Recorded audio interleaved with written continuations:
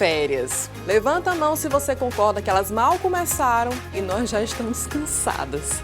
Mas nós vamos aproveitar esses dias livres de tarefas para curtir mais os nossos filhotes. Hoje, vamos te dar dicas de brincadeiras simples, educativas e super gostosas para brincar nessas férias.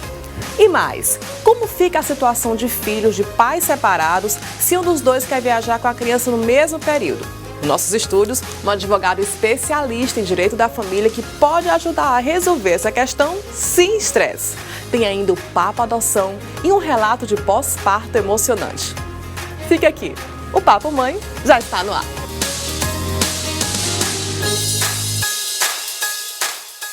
Mamães, já começamos o nosso programa com um papo bem sério, como proceder nessas férias com os filhotes de pais separados. Para nos ajudar nessas questões, o doutor Guilardo Medeiros, que aceitou o nosso convite. Obrigada, doutor. Já quero saber muitas coisas. Uma delas é como proceder agora nesse período de férias. Por exemplo, a mãe quer viajar com a criança no período de 20 a 25 e o pai quer viajar no mesmo período. Como é que a gente pode resolver essa questão? Primeiramente, agradecer o convite, né? É um prazer estar aqui falando de um tema tão relevante para todas as famílias. Bem, o primeiro de tudo é que os pais têm que entender que tem que haver um diálogo. Tudo tem que ser previamente acertado. Embora separados, pai e mãe têm direito de convivência permanente com seus filhos. Aqueles que gozam de guarda compartilhada, guarda unilateral, eles têm direito de conviverem com seus filhos nesse período de férias, que é um convívio mais contínuo, mais permanente. Sim. Não é aquele direito de visita exercido apenas aos finais de semana. Então, a dica é que, se você tem uma viagem programada para uma data, que você mantenha um diálogo, o pai ou a mãe, previamente, para que vocês entrem em um consenso, para que não joguem para o Poder Judiciário decidir uma questão que deveria ser decidida que é tão íntima, no seio né, familiar. Uhum. No seio familiar. Porque aí, se o casal não entrar no acordo, aí o juiz é quem vai Aí determinar. o juiz é quem terá que decidir. Deixa eu lhe fazer uma outra pergunta. A vontade da criança, ela conta numa decisão? Por exemplo, se ela disser, eu não quero viajar com meu pai, ou vice-versa, não, eu não quero viajar com a minha mãe. Como proceder nesse caso? A gente já viu alguns relatos, por exemplo, de mães que fizeram vídeos assim, que a gente fica de coração partido, que ele tem que viajar com o pai, muitas vezes ele nem tem tanto contato assim, mas precisa viajar e a criança não quer. Como proceder nesses casos? É importante ressaltar nesses casos, Aline, que a convivência com o pai é tão importante quanto a convivência com a mãe. E vale sim, e vale muito a vontade da criança. Só que nesse ponto você deve ter muito cuidado. Eu sempre oriento meus clientes para não entrar nessa da criança de querer decidir sua própria vida, porque nós estamos tratando de crianças. Então eu oriento que nesses casos você ouça a vontade da criança, mas em uma conversa, volto a repetir, em um diálogo entre o pai e a mãe, isso seja decidido. Porque eu não posso privar o convívio de um filho com o pai ou com a mãe só porque a criança diz que não quer estar naquele momento com o pai ou com a mãe. Sendo que é necessária essa presença até para a formação psicológica, pessoal, como um ser humano e como um cidadão. E é importante, ainda que os pais estejam separados, de que a mãe possa incentivar, ou o pai possa incentivar. Por exemplo, se eu não quero viajar com a minha mãe, mas filho, vai ser bacana, né? O próprio outro lado pode dar essa força também, né? Não só pode, como deve. O período de férias, especialmente o período de férias de julho, que não está perto do Ano Novo, não está perto das festas natalinas, é importante para justamente estreitar esses laços. Perfeito. Para aquele genitor que não detém a guarda física do menor. É aquele genitor que mora no dia a dia. As férias escolares são importantes para poder aproximar aquele que durante a semana se encontra distante. Ótimo. Doutor, outra pergunta. Se teve um acordo, uma das partes vai viajar e vai passar 10 dias com o filho. E aí deu 11, 12, 13, 15 dias, ele continua lá viajando. Existe alguma punição prevista caso isso aconteça? Volto a dizer, tudo tem que ter bom senso e diálogo. Né? Mas assim, às vezes é um casal que é brigado, por exemplo. Se houver uma beligerância por parte de qualquer dos genitores, ou do pai ou da mãe. Sim.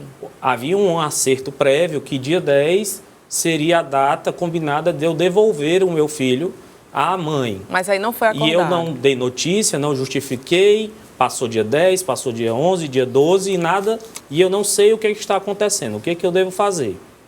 Existe uma delegacia especializada chamada DPCA, que é a Delegacia de Proteção ao Menor Vítima.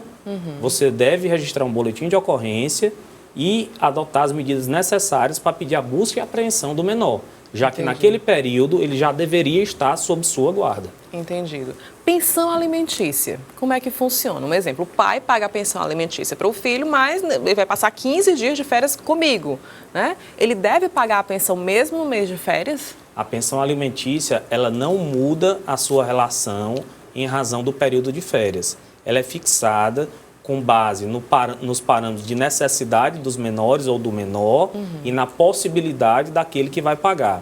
E isso não se altera no mês de férias, até porque o gasto com escola, alimentação, transporte, continua, isso né? tudo permanece. Não vai ser no mês de férias que vai diferir, né, o pagamento dessa pensão alimentícia. Perfeito. Viagens internacionais, tipo o pai ou a mãe quer levar o filho, sei lá, para Disney, né? Sim. O protocolo é maior que tem que ser seguido? Tem algum procedimento diferenciado que deva ser feito? O protocolo é diferenciado, embora ele tenha sido simplificado. Antes, o que acontecia? Você precisava de uma autorização judicial para poder você levar seu filho sem o acompanhamento dos dois genitores. Você precisava que o Poder Judiciário emitisse uma autorização para tanto. Hoje, você precisa apenas que o genitor que não irá participar dessa viagem assine uma declaração com firma reconhecida e essa declaração está disponível no site da Polícia Federal para que seja preenchida, impressa, assinada e reconhecida firma. O que acabou foi a relação conjugal, mas a relação do pai com o filho e da mãe com o filho, isso não irá acabar. Não existe ex-filho, né? E o pai e a mãe têm que compreender e ter a maturidade de entender que os maiores beneficiados com essa boa relação entre eles serão os filhos. Serão os filhos, não ficarão nunca na berlinda. Perfeito, perfeito. Muito obrigada, doutor. Super esclarecedor aqui as nossas dúvidas com relação a pais separados nesse período de férias. Muito obrigada pelos esclarecimentos. Eu que agradeço. Recado agora para as mamães. Vocês já estão sabendo que nesse mês de julho a Espaço Nascer está fazendo 10 anos e todos os dias tem promoção lá no Instagram da loja. Nós estaremos aqui, já estivemos aqui, fizemos uma entrevista maravilhosa com a Cristiane Mariano, que é a proprietária. Ela garantiu que pesquisou e está oferecendo de verdade o menor preço do Brasil. Então entra lá nas redes sociais da Espaço Nascer, @lojasespaco, né, que tem o cedilho Espaço Nascer, e confere as promoções incríveis desse mês de aniversário. E por falar em Espaço Nascer, eu fui lá gravar uma matéria com a fonoaudióloga, a doutora Janaína Caldas, maravilhosa, beijo, doutora. E ela falou sobre maternidade real e bicos e mamadeiras e confusão de bicos, foi muito bom. Olha só. Vamos de papo polêmico, mamadeira. Nós sabemos, muitas consultoras falam que a mãe não deve levar mamadeira para a maternidade, mas eu estou aqui com a doutora Janaína, que é uma profissional incrível, fonoaudióloga, e está no dia a dia com a maternidade real com as mamães. Janaína, muitas vezes uma mamadeira pode salvar, Janaína? E muito. Olá, então hoje a gente vai falar sobre mamadeira. Muito bem. Aí, existe aquela que é melhor, pior, mais adequada? Então, não existe a mamadeira ideal, né? É proibido, mas a gente sabe que é realidade, toda casa, toda família, o índice é muito elevado no Brasil de pessoas que fazem uso desse artifício, né? O retorno ao trabalho, a vida da mãe, então a gente Nós lembramos sim que o recomendado é o aleitamento materno exclusivo. No caso da mãe não poder ou optar não amamentar, aí a gente tem que fazer a melhor escolha para o bebê, deixando isso muito claro, né? Isso, e a melhor escolha para o bebê tem que ser estimular a sucção dele, até porque a sucção é um padrão que tem que ser desenvolvido os primeiros 6 meses. A mamadeira pode dar confusão de bicos? E muita. Quando o aleitamento materno não é estabelecido. Então isso pode interferir, mas não depende da época, né? A mãe, ela pode introduzir sim a mamadeira, o bico certinho, que eu vou já falar pra vocês, mas na época que o aleitamento já está estabelecido, o bebê está mamando, ele já entendeu que na mama ele ganha peso, ele faz a saciação, tudo certinho, não tem problema. Tem aquela mamadeira que é de água, porque a gente sabe que quando o bebê usa fórmula, ele precisa de água, e separa a mamadeira de água da mamadeira de leite? Tem que ser diferente? Não, Aline, não precisa ser diferente. A sucção, a deglutição, a função estomatognótica e a saciação, ela se dá da mesma forma para água e para leite. Perfeito. Então não precisa fazer esse tipo de separação, a não ser a questão de higiene. Próxima dúvida, furos. Eu lembro na época do meu filho que tinha um furo, que era aquele menorzinho, e depois de 5 a tantos meses, que já ia ficando maior. É para não engasgar esse furo? Esse furo, né, que o mercado proporciona pra gente. Que é o biquinho aqui, né? Só para deixar claro. É esse biquinho. Esse aqui é o bico redondinho, que não é o que eu mais aconselho. O que eu mais aconselho é o anatômico. Esse aqui. Porque o anatômico, ele faz anatomicamente, fisiologicamente, uma função melhor para estimular melhor o desenvolvimento crânio-facial do bebê. Perfeito. Certo? Além, e esse aqui não, esse aqui eu já não gosto de indicar, porque a língua ficou muito posteriorizada, enfim. Lembrando que cada caso é um caso, passar por avaliação, conversar com o pediatra é mais importante do que... E a história dos furos? O furo. Então vamos lá. O furo, o que é que a gente faz, o que é que eu oriento, que é uma dica muito especial. Você pode fazer um teste de 24 horas na sua casa. O furo 1, furo 2 e furo 3. Se seu bebê conseguir mamar uma mamadeira com furo 2, em questão de 30 minutos, digamos 90 ml, em 20 minutos ele conseguiu, o furo 1 tá perfeito para ele. Mas muitas vezes o mesmo bebê com a mesma idade gestacional de nascimento, tudo, o furo 1 ele não consegue em tão pouco tempo. E a mamadeira, ela não pode ser com o tempo demanciado. Você tem que fazer uso da mamadeira, mas tem que correlacionar com o tempo. Perfeito. Porque senão o bebê acaba não ganhando peso, tá fazendo complemento e não ganha peso. E fica cansado, né? Isso aqui é a famosa chuquinha. Então, essa chuquinha a gente usa muito na UTI para prematuro. Eu não aconselho ele para paciente que nasce com a idade gestacional de 38 semanas, porque o fluxo ele é muito elevado e aí a sucção forte causa muita pressão intraoral e o bebê vai engasgar sim. Então, existe bebês que não pegam a mamadeira, não é pelo fato de não querer sugar o bico, é pelo fato do fluxo de leite, que tem que ser ajustado. E aí tem outras idades que eles podem usar isso aqui. Tá vendo, mamães? Dicas maravilhosas para vocês com relação à mamadeira, com relação aos furos, caso você precise.